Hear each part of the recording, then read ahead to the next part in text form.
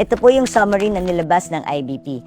Ang insertions ay valid if deliberated. It is not valid if it's secret. Bawal po ang secret. Bawal po ang secret. At ang BICAM can only reconcile. Hindi po sila pwedeng mag-legislate ng bagong items. And lastly, ang program funds is conditional release only. Hindi siya extra money na pwedeng gamitin kung saan lang gusto ng kahit sino. Bakit po ayaw namin sa unprogrammed appropriations? Hindi na po kasi namin nalalaman kung paano ito gagastusin. Nalalaman na lang namin siya sa susunod na taon. Kaya nadidiscover namin, yun palang item na 2 billion lang, biglang naging 11 billion pagkalabas na ginastos nila dahil kinuha nila sa ibang item. So bulag kami sa Kongreso kung paano ginagamit ang unprogrammed appropriations.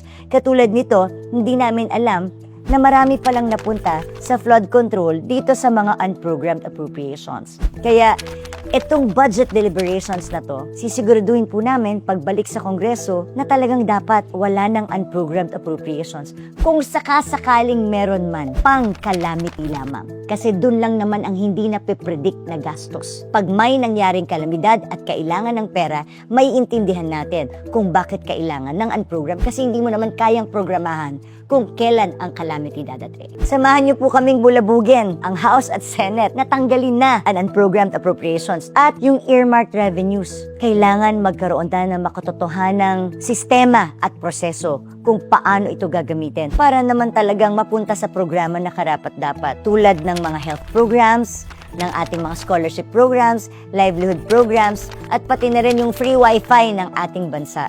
Hindi naman masama ang insertions or amendments kasi pinupondohan mo yung hindi nakita ng Malacanang na importanteng programa na naranasan namin. Dahil kami, nasa ground kami, bumababa kami, umiikot kami, alam namin ang pangangailangan ng mga tao. Nung ginawa po ng Malacanang ang budget, nag-start sila January hanggang August bago nila ibigay sa amin. Siyempre, from that month hanggang year-end, marami pa rin mga nagbago. May mga kalamidad, may mga nasirang lugar, may mga naubos na pondo. So, pwede tayong mag-adjust ulit ng mga pangailangan ng mga iba't ibang agencies natin. Katulad niyan, kami, nakikita ko na napakarami pa ring walang wifi sa ating lugar. Umiiyak ang ating mga nasa far-flung areas. So ito po yung isang bagay na dapat mas mataas ang pondo kumpara sa ibang mga line items na nakita namin na hindi naman matatapos. Like I said, hindi masama ang insertions and amendments. Ang tanong, nagawa ba ang mga proyekto ito at maayos ba siyang nagawa? Nandiyan ang listahan, tignan nyo sa sarili nyong barangay kasi dapat naka-itemize naman yan. Bukas po ang aming tanggapan. Makipagtulungan po kayo sa bagong henerasyon dahil gusto nating busisiin